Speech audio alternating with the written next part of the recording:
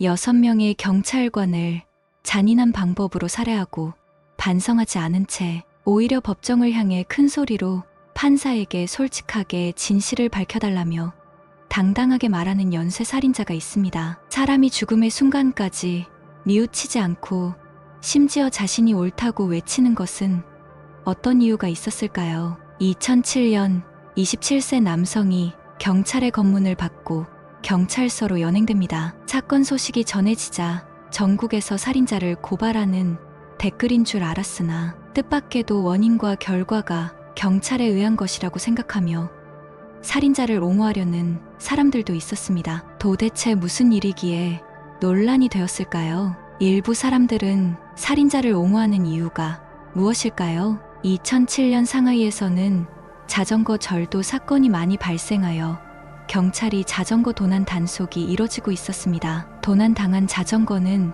대부분 고가의 자전거이며 가격이 수천에서 수만 위안이 넘는 고가의 자전거도 많습니다. 그러나 당시에는 모니터링이나 제반 시설이 제대로 갖춰져 있지 않았고 경찰은 실질적인 성과를 이루지 못했습니다. 범죄에 대처하기 위해 지역 경찰과 교통 경찰이 교차로나 사람들이 지나가는 곳에 검문을 실시하고 있었습니다. 먼저 사건의 발생 원인부터 알려드리겠습니다. 2007년 휴가를 즐기기 위해 베이징에 사는 27세 양지아는 상하이에 여행을 왔고 자동차나 대중교통수단을 선택하지 않고 상하이에서 자전거를 렌트해서 하이킹을 선택했습니다. 당시 경찰은 관광객이나 다른 지역 거주자 대상으로 자전거 단속을 실시했는데 양지아도 그중 한 명이었습니다. 그러나 양지아는 자전거가 자신의 인생을 바꿀 것이라고는 상상도 못했을 것입니다. 교통경찰이 교차로에서 정기적으로 검문을 하던 중에 양지아에게 신분증과 자전거 관계 서류를 보여달라고 요청을 했습니다. 20대의 혈기 탓인지 양지아는 기분이 좋지 않았으며 경찰이 거리에서 모든 사람을 제지하며 자신을 검문하자 매우 화가 나서 경찰의 신분증 제시 요청을 거부했습니다. 양지아와 경찰은 교차로에서 계속 언쟁이 이어졌고 사람들이 구경하러 모여들었습니다. 사실 자전거에는 면허가 없기 때문에 경찰의 신문은 정상적인 절차에 불과하지만 양지아가 렌트 증명을 제시하면 아무 문제가 되지 않습니다. 그러나 그는 잘못한 것이 없다면 두려움은 없다고 생각합니다. 양지아는 화가 나서 경찰과 언쟁하고 있으며 사람들이 교차로에 더 많이 모이고 교통에 영향을 미칩니다. 경찰은 지원을 요청하고 양지아를 강제로 경찰서로 데려와 신문을 합니다. 경찰서에서 6시간 동안 신문을 받은 문제로 생각지도 못한 끔찍한 사건이 발생하게 됩니다. 자전거가 실제로 대여한 것으로 확인되었고 양지아는 6시간 만에 풀려났습니다. 늦은 밤 경찰서에서 풀려나와 경찰서에서 무슨 일이 있었는지 법정 논쟁을 시작합니다. 양지아는 감찰반에 전화하여 신문을 받는 동안 구타를 당했다고 신고했지만 감찰관은 그런 사실이 없다고 말합니다. 그러나 경찰에게 6시간 동안 감금되어 구타를 당했다고 주장했고 경찰을 상대로 고발장을 제출해 법적 조치를 합니다. 경찰은 자전거를 대여한 대리점에 연락하면 훔친 자전거가 아닌 것이 확인이 되는데 6시간 동안 감금할 이유가 상식적으로 이해가 되지 않습니다. 하지만 이렇게 간단한 일이 6시간 동안이나 지속되었으니 정확히 어떤 일을 겪었을지 궁금해집니다. 상하이에서 베이징 집으로 돌아온 양지아는 상하이 경찰국과 지검에 불만을 제기했습니다. 이 소식은 빠르게 퍼져나갔고 많은 언론 매체의 주목을 받았습니다. 또한 경찰서에서의 석연치 않은 신문과 조사, 구타에 대한 소송을 제기하며 경찰의 보상과 담당 경찰관의 파면을 요구했습니다. 이 사건으로 상하이 경찰서의 상황은 더 이상 단순하지 않게 되었습니다. 상하이 지국의 간부들이 언론 보도를 보고 갈등을 조속히 해결하라는 지시 때문에 중요성을 인식하고 있었습니다. 사소한 문제이지만 6시간의 신문으로 경찰이 구타했다고 주장했고 경찰은 구타하지 않았다고 반복해서 밝히기만 하는 상황입니다. 누구를 믿어야 하는지 큰 이슈가 되었습니다. 그는 더욱 화가 났고 경찰이 자신의 권리를 완전히 침해했다고 정신적 손해배상금으로 3만 위안을 요구하며 담당 경찰을 처벌하라고 말합니다. 자전거가 실제로 빌린 사실을 알고도 밤 8시부터 2시까지 구금됐다고 하는데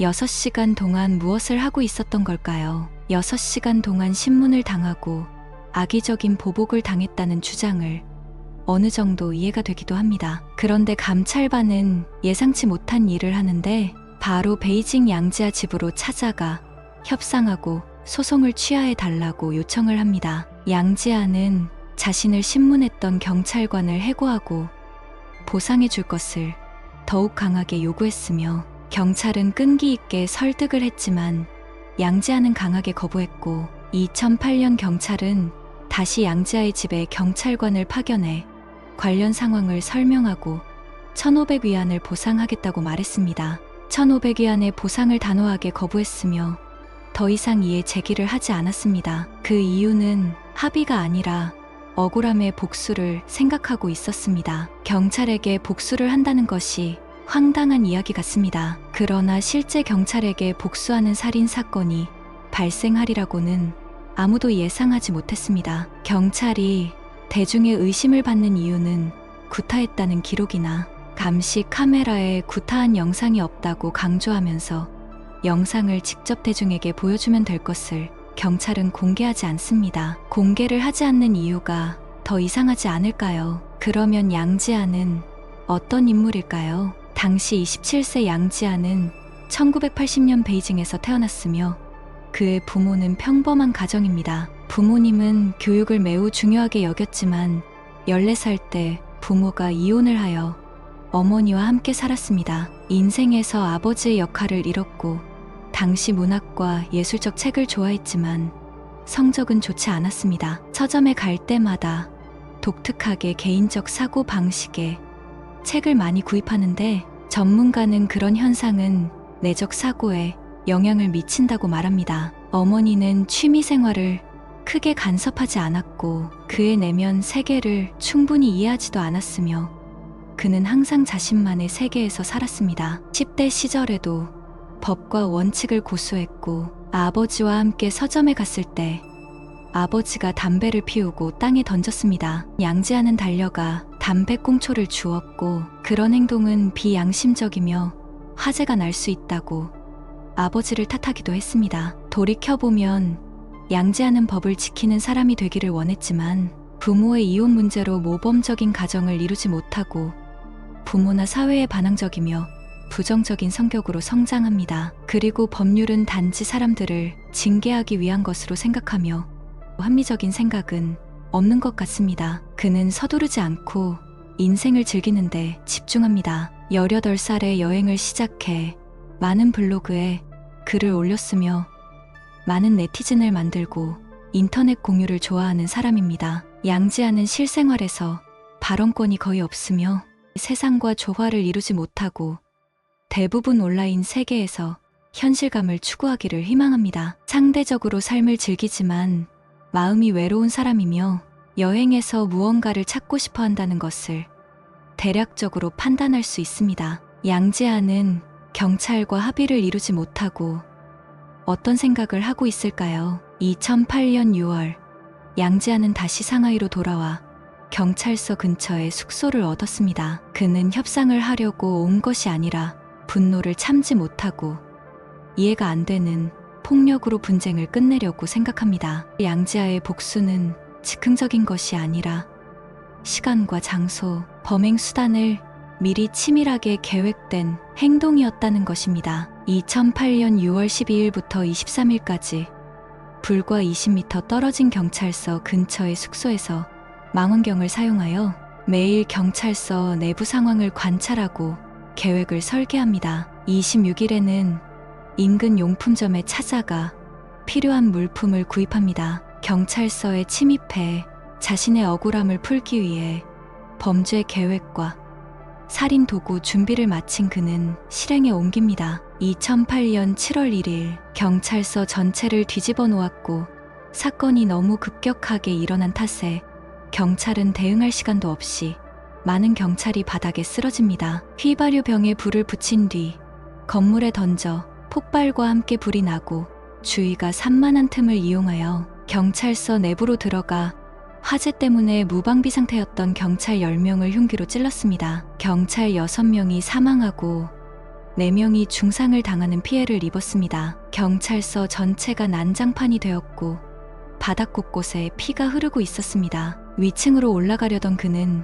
경찰 7명에게 공격을 받았고 경찰이 포위에 제압당합니다. 이 사건은 극도로 피비린내 나고 끔찍했으며 증오와 분노가 담겨 있었습니다. 조사 결과 양지아는 정신질환은 없지만 완전한 범죄 능력을 갖추고 있다고 말합니다. 비정상적인 행동으로 경찰은 예상하지 못하고 당한 것이지만 경찰을 죽인 후에도 분노를 참지 못하고 있었습니다. 그의 범죄는 사형이라는 것을 알면서도 살인을 한다는 것은 아무리 생각해도 보통은 아닌 것 같습니다. 그는 경찰서에 휘발유병에 불을 붙이고 행정건물에 던져 순식간에 폭발하며 불이 피어올라 경찰 전체가 화재 진압을 위해 달려가는 사이에 잠입하여 살인을 저지를 기회를 얻는 행동은 정상적인 사람이라면 생각하지도 못할 끔찍한 사고 방식입니다. 경찰서 내부에서 비명이 터지고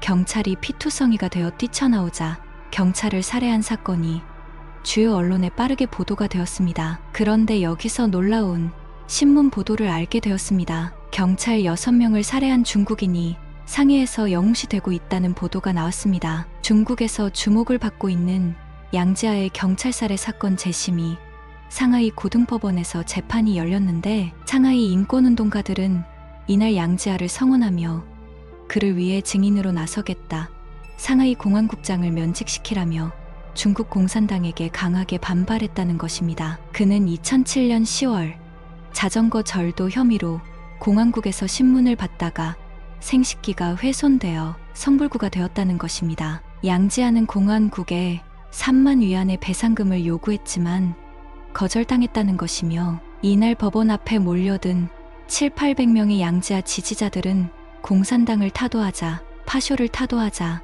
양지아는 영웅이다고 구호를 외치다 경찰에게 수십 명이 체포되기도 했다고 중국이 방송한 사실을 우리나라 대한뉴스가 보도를 했습니다. 보도가 사실일 텐데 경찰은 구타나 고문 사실을 숨기고 있는 것 같습니다. 인터넷에서 사람들은 양지아를 지지하는 사람이 많이 있었습니다. 그러나 현재 누가 옳고 그른지 중요하지만 6명을 죽였기 때문에 사형을 선고받을 운명이었습니다. 올림픽 기간으로 사건은 올림픽이 끝날 때까지 기다렸다가 판결을 내렸고 당연히 양지아는 1심에서 사형을 선고받았습니다. 항소를 제기했지만 2심도 사형 선고를 받았습니다. 사실 그의 행동과 상하이 뉴스 보도를 통해 양지아가 법을 잘 알고 있다는 것을 알 수 있습니다. 따라서 사형을 선고받을 배짱으로 경찰을 살해한 것은 대담하고 자신의 억울함이 더 중요하다고 생각하는 것 같습니다. 게다가 법의식과 자기보호에 대한 강한 의지로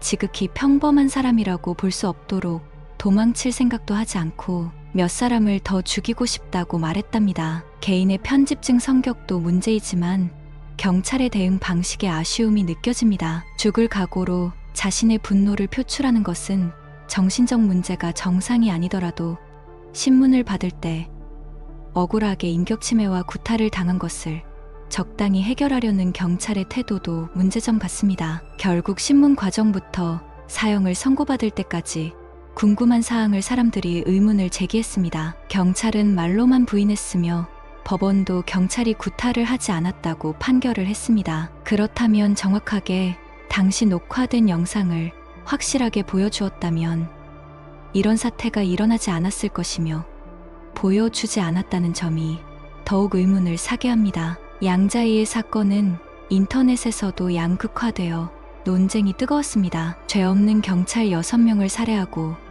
4명에게 중상을 저지른 양지아는 2008년 12월 사형에 처해졌습니다. 사망한 경찰 합동 장례식에서는 유가족과 동료 경찰들의 울음바다가 되었으며 안타까운 마음입니다. 결론적으로 경찰은 구타하거나 고문한 사건을 덮으려고 했으며 양지아는 인권을 무시하고 고문한 사실을 밝히려 했지만 무산되어 결국 경찰을 살인하는 사태가 일어난 것 아닐까요? 그는 사망했지만 양지아의 안타까운 살인 사건은 여전히 궁금한 점이 남습니다. 그의 행동은 사회에 이슈를 일으켰고 기존의 어두운 현실도 변화시키기를 바랍니다. 여러 계층 사이에 공정성이 존재한다면 사회의 범죄율은 확실히 크게 줄어들 것이며 사회는 더 좋아질 것입니다. 여러분은 어떻게 생각하시나요? 시청해 주셔서 감사합니다.